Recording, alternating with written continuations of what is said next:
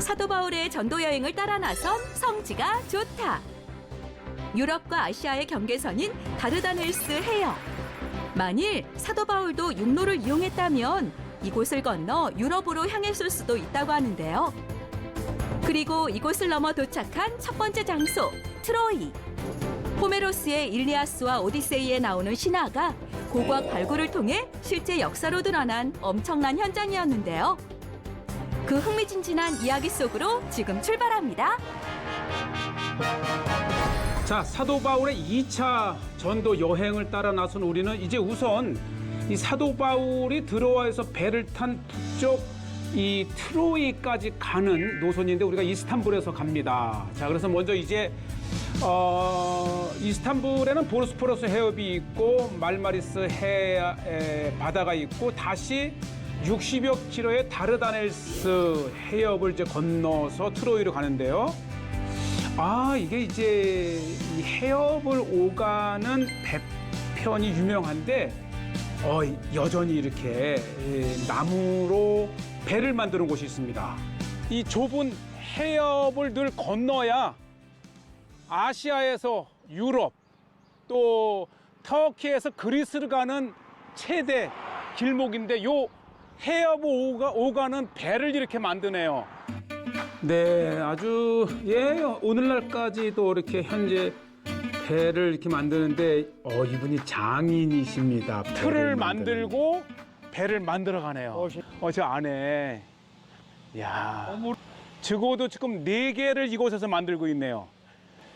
이렇게 틀을 만들어 가고 안에 한번 가볼까? 네, 이렇게 배를 디스크로도 만들고. Yaş 52 tek başıma. 예, 지금 뭐 52세신데 혼자 만들고 있다 뭐 이런 얘기신데, 자, 배를 만드는 걸 조금 이제 보는데 먼저 이렇게 배에 나무를 깎고 이제 접착제를 붙이고 이제 이렇게 고정을 해서 아주 이렇게 만드신다. 그러니까 평생을 배를 만드셨기 때문에 아주 배 만드는 자부심이 있으시더라고요. 오케이, 슈크란, 땡큐, 데세큐.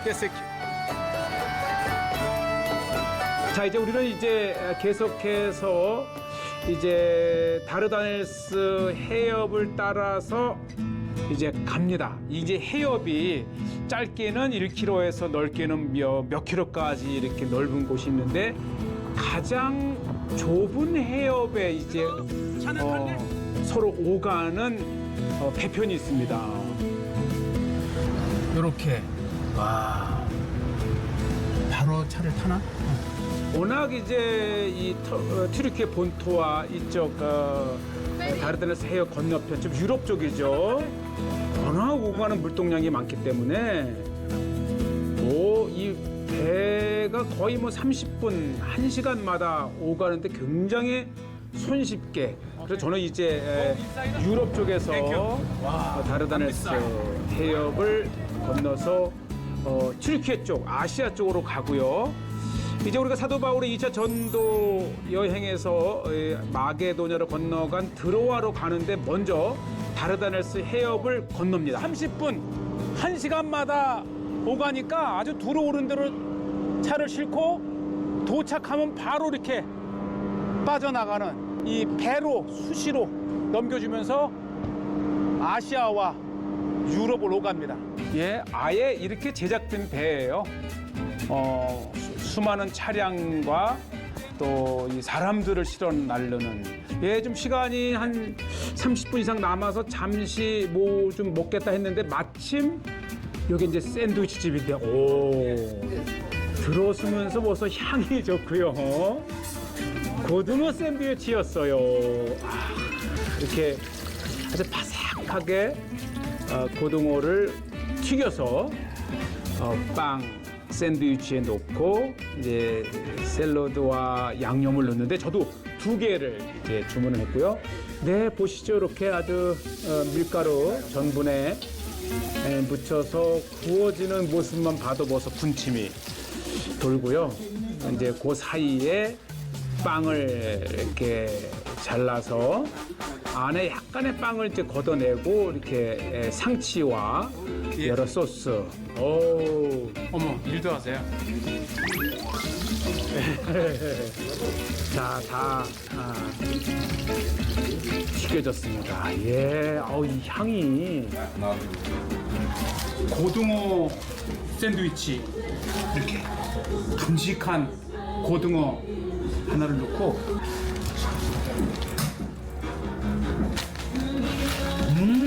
와 고등어를 밥하고만 먹어봤는데 이렇게 빵하고 먹어보기 또 처음이에요. 그렇죠. 우리 보통 고등어는 이제 밥을 먹을 때 생선으로 해서 해 먹는데 요게 이제 튀르키예는 아주 보편적입니다. 이 에게해와 지중해 이렇게 바닷가를 따라서 아주 권할 만한 고등어 샌드위치를 먹고 이제 여기 보니까 양쪽을 이제 오가는 같은 튀르키예니까요. 튀르키예의 서쪽과 동쪽을 오가는 보면 사람뿐만 아니라 버스, 개인 차량, 심지어는 농사 도구, 기구, 이 트랙터까지 짝짝 실은 다음에 이제 곧 출발한다고 이제 딱 백고동 소리가 울리면은 네, 우리는 역사적인 다르데넬스 해협 이 유럽 쪽에서 아시아 쪽으로 넘어가는 페리를 한 상태에 있고요. 이렇게 뭐 건너가는 거 짧은 시간이지만 차와 커피, 이제 군것질 할 것을 이렇게 먹을 수가 있는데, 네, 이것도 낭만입니다. 배를 타고 차 두 잔을 시켜서 이제 굉장히 달러니까 1불에 2잔 정도, 한두 잔, 어쨌든 자 이렇게 해서 이제 다르데넬스 해협을 오가는 이렇게 선착장에서 이제 배가 곧 출발합니다. 어쨌든 이 다르데넬스 해협은 에게에서 이 다르데넬스 해협을 통과해서 말마리스 바다로 들어간 다음에 그 말마리스에서 이스탄불의 보스포러스 해협을 건너서 흑해로 결국은 이곳이요, 이 유럽 북쪽에서 지중해로 나오는 굉장히 이 지정학적으로도 중요한 해협이 바로 이 다르데넬스 해협 또는 차나칼레 해협이라고 하죠. 네, 아주 푸르른 에게해의 물빛이 아름답습니다.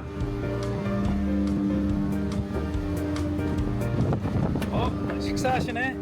빵, 짭짤한 빵과 상추와 짭짤한 이 고등어가 참 잘 어울리는. 이 뼈도 이렇게. 이거 드시면서 잘 추려서 드셔야 되고요. 이 다르데넬스 해협이 중요한 것은 고대로부터 아시아와 유럽을 오간 제국의 이동로이기도 합니다. 특히 이제 가장 좁은 곳에는 특히 이제 페르시아가 그리스를 갈 때에는 배로 다리를 만들기도 했죠. 이 다르데넬스 해협은 터키 본토와 또 이곳 그리스 쪽으로 연결되는 최단 거리를 이렇게 배로 오갑니다. 이 다르데넬스 이 해협은 크게 보면 아시아와 유럽 그리고 오늘날에는 터키와 그리스를 가로막는 방해, 그랬기 때문에 고대로부터 이 다르데넬스 해협을 건너 이 전쟁을 하러 가기도 하고 또 전쟁을 하러 오기도 하고, 이 다르데넬스 해협은 그 유명한 주전 511년에 다리오 왕도 그리스를 쳐들어갈 때에 이 다르데넬스 해협을 건너서 갔고, 그의 아들 아하수에로 왕도 이 주전 490년에 이 다르데넬스에 이 배로 다리를 만들어 그리스를 쳐들어갈 때 이곳을 건넜습니다. 그리고 알렉산더 대왕도 이 페르시아를 정벌하러 갈 때에 이 다르데넬스 해협을 건너간 정말 역사적인 제국의 이동로가 바로 이 다르데넬스 해협입니다. 2000년 전 사도 바울은 드로아에서 배를 타고 사모드레게를 거쳐서 유럽으로 건너갔는데, 만일 육로를 이용했다면 사도 바울은 조금 더 북쪽 트로이를 지나서 이 다르다넬스 해협을 배로 건너 유럽으로 갔을 수도 있습니다. 고대의 여러 제국들이 굉장히 중요하게 여겼던 전쟁의 길목이 바로 다르다넬스 해협이고요. 자, 저기 보면 이제 고대로부터 이 해협을 오가던 해협을 지키던 여러 성체들이 아직까지도 이렇게 있고요. 사실 이 차나칼레라고 하는 이름 자체가 이제 요새라는 이름을 가지고 있지요.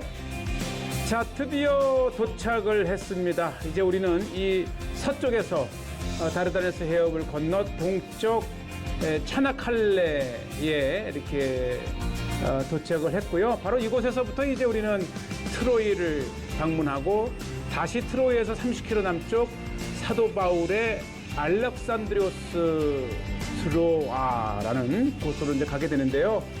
우리가 이제 사도 바울의 전도 루트를 따르면서 한번 이 다르다넬스를 이렇게 건너봤고, 그래서 계속해서 이제 우리는 사도 바울의 드로아까지 가는 여정입니다. 네, 뭐 1시간마다 엄청난 페리가 사람과 차와 다양한 사람들을 이제 실어 날려는 얼마나 중요했냐면 이렇게 오스만 제국 때의 전쟁의 포도보입니다. 방금 건넌 다르다넬스 해협입니다.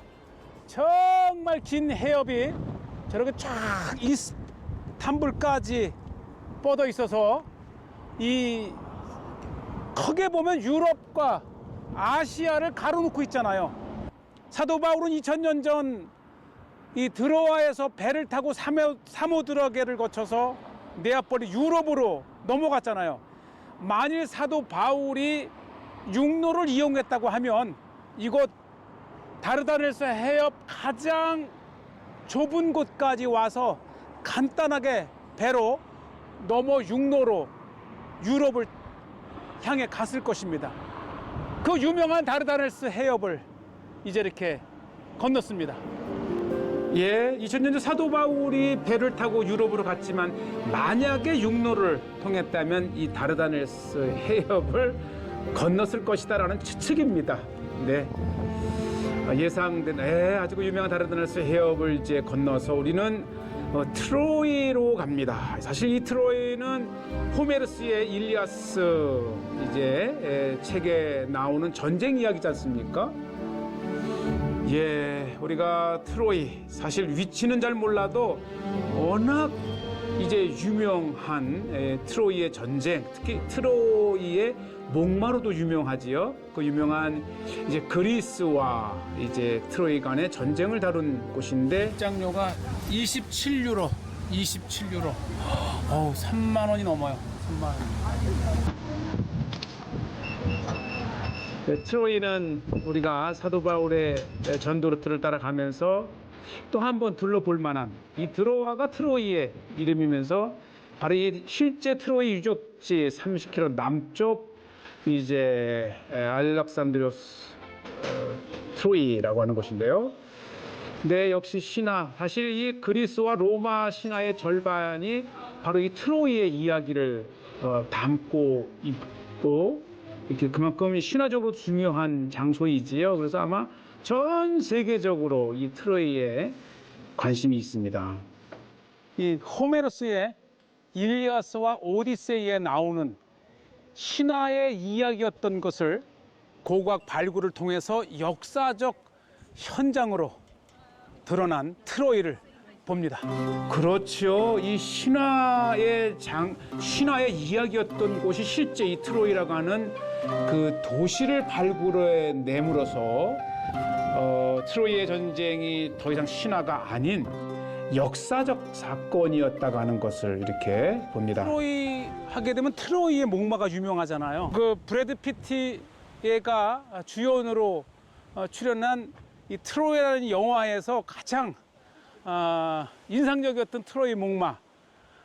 그 영화 제작을 두고 이 튀르키예 정부는 이 튀르키예에서 촬영하기를 원했지만은 감독은 멕시코에서 촬영을 했습니다. 그리고 나중에 그 세트로 썼던 트로이의 목마를 이곳에 기증해서 전시를 해놨었습니다.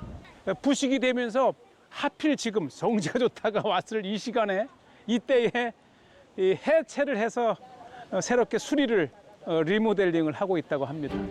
네, 뭐 트로이에 가면 목마가 굉장히 유명한데 이제는 이렇게 보시다시피 완전히 신화 속에 나왔던 트로이 목마가 이제 하나 세트장으로 남아 있었던 곳이고요. 자, 이제 이 트로이의 역사적 현장을 이제 발굴을 토대로 좀 이렇게 돌아보겠는데요. 참 대단한 것이었습니다. 이게 신화에 나오는 트로이 전쟁의 이야기가 실제 이 전쟁의 현장이었다고 하는 것을 정말 위대한 고고학자를 통해서 발굴해낸 세기의 발굴이죠. 예, 그만큼 이 트로이는 전 세계적으로 유명한, 그리고 이 문학적으로도 굉장히 중세와 근대의 문학에 영향을 미친 곳이고요. 자, 이게 발굴을 토대로 이렇게 이제 층층이 조감도를 만들었고요. 제1지점부터 거의 7, 8 이 지층까지 발굴이 되어 있고, 이곳은 이제 초기의 발굴의 현장들을 사진으로 이렇게 소개를 하고 있습니다. 그렇게 신화의 이야기를 흥미롭게 읽었던 이 장소가 실제 트로이의 전쟁 이 현장이었다는 것을 통해서 정말 전 세계의 사람들이 몰려드는 여기 초기에 이렇게 위대한 업적을 남긴 고고학자의 모습들이 있고, 초기에 이렇게 이제 발굴에 참여했던 사람들의 사진이 전시가 되어 있고, 자, 이제 본격적으로 현장을 한번 가보겠습니다. 네, 이 트로이라고 하는 것, 우리는 사도 바울 덕분에 사도 바울의 드로아로 가는 길에 이렇게 트로이를 한번 방문해 봅니다. 예, 완벽하게 성벽으로 둘러싸여 있는 트로이의 현장이죠. 트로이가 중요한 것은 이 서양 문명 최초의 인문학의 시작이라 볼 수 있는 호메로스의 일리아스와 또 오디세이, 이 내용은 트로이와 그리스 간의 전쟁을 다룬 것이잖아요. 바로 이 소설과 같은 이야기의 현장을 지목하고 또 이것을 발굴해서 결국은 그 신화였던 호메로스의 서사시 일리아스와 오디세이가 실제 존재했던 트로이와의 그리스와 간의 전쟁이었다가 하는 것을 밝혀낸 그 현장이 바로 트로이입니다. 호메로스의 일리아스를 읽어보면 정말 그리스와 로마의 신들이 많이 등장을 하고요. 무엇보다도 이 전쟁의 시작은 이 스파르타의 왕비를 이 트로이의 왕자가 뺏어옴으로써 벌어진 그리스와 이제 트로이 간의 전쟁이지요. 네, 한번 우리가 트로이를 생각하면서 트로이의 언덕에 올라와 보니 정말 탁 트인 이 풍광을 가진 장소를 보면 왜 트로이가 이곳에 세워졌는지를 알 수 있습니다. 저렇게 다르다넬스 해협이 이렇게 말마리스 해와 보스포러스 해협을 지나서 흑해까지 연결되는 길목이면서 이 주변은 정말 비옥한 곡창지대입니다. 예, 그렇죠. 바로 이 트로이 자체가 이렇게 언덕 위에 곡창지대에 이렇게 있고, 특히 무엇보다도 이제 그리스 쪽에서 보면은 소아시아, 이 튀르키예로 들어가는 길목입니다. 무엇보다도 이제 곡식이 부족한 그리스에서는 이 튀르키예에 엄청난 곡식량들을 수입해 갈 수 있는 무역의 현장이죠. 신전이 있던 곳입니다. 그러니까 이 트로이 언덕 위에서도 가장 높은 곳에 신전을 만들었던 것이죠. 트로이 영화에 보면 이 신을 지극히 믿는 왕과 그 다음에 이 신을 믿지 않는 헥토르 간의 대화에 보면 특히 아킬레스는 트로이에 올라온 후에 이 아테나의 신상의 목을 팍 치는 장면이 굉장히 인상적이었죠. 그 아테나의 신전이 있던 곳입니다.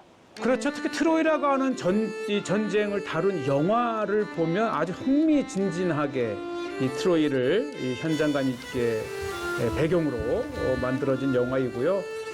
워낙 이 오래된 트로이의 역사는 거의 뭐 지금부터 5,000년 전까지 거슬러 올라가기 때문에 아주 초기의 성벽에서부터 이제 주전 8세기 또 6세기까지 이렇게 거슬러 내려오는 이 트로이 유적 중에서 가장 이 오래 거슬러 올라가는 트로이 지층 1 아주 초기 남쪽 성벽입니다.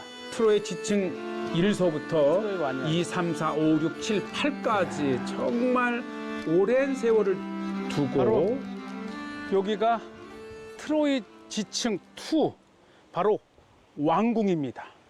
이 트로이 성에서 가장 중요한 왕이 거하는 장소가 바로 이곳이었습니다. 어쨌든 이 트로이는 히타이트 때서부터 시작을 해서 이 페르시아, 헬라, 로마에 이르기까지 아주 특히 로마 시대 때는 굉장히 중요했던 로마의 도시였지요. 지금도 이제 발굴을 통해서 어렴풋이 고대 트로이에 이렇게 도시를 재건을 해 놓았고요. 보시죠. 이 언덕 위에 정말 오랜 세월을 두고 제국마다 아주 중요한 도시로 건설을 했습니다. 바로 이 트로이에서 헬라와 로마 시대 때에 가장 중요했던 장소로 원래 이 트로이는 릴리저스 플레이스 종교적인 제의의 장소였습니다. 그래서 바로 이 지역은 트로이의 가장 제의적으로 중요했던 종교적인 성소지요. 로마 시대 때 중요시 여겼던 것은 바로 이 트로이의 왕이 이곳을 떠나 이탈리아로 가면서 결국은 로마를 세운 또 창시자이기도 하기 때문에 로마 시대 때에 그렇게 또 중요했던 진지였습니다. 자, 로마 시대 때의 도시 모습들 이렇게 보고 있고요. 사도 바울은 이 남쪽 드로아를 방문을 했지만 이 오늘날의 트로이에 대해서도 익히 알고 있었던 곳이지요. 자, 우리는 이렇게 사도 바울의 2차 전도 여행을 따라가면서 참고로 이제 사도 바울과 관련은 없지만 그때 당시에 이 트로이라고 하는 장소를 소개를 하고요. 무엇보다도 이 트로이는 정말 문학계에 굉장히 중요했던 호메로스의 일리아스와 오디세이의 현장이지 않습니까? 그래서 우리 이 한국에서도 트로이의 위치는 몰라도 이 트로이의 목마에 관한 이야기는 잘 알고 있고 또 영화로도 인류 문학사에 굉장히 중요한 영향을 미친 이 최초의 고전이죠, 고전. 자, 그리고 이곳에 이제 박물관을 이렇게 만들었는데요. 이 박물관 5층으로 이루어져 있고요. 차분하게 한 반나절 정도를 투자를 해서 이 트로이 박물관을 돌아본다면 고대의 그리스와 로마 그 시대를 정말 흥미진지하게 돌아볼 수 있는 너무나도 중요한 인류 고대의 문학적으로 중요한 장소를 이렇게 소개를 하고 자 이렇게 해서 우리는 사도 바울의 드라우로 가면서 트로이까지 왔습니다.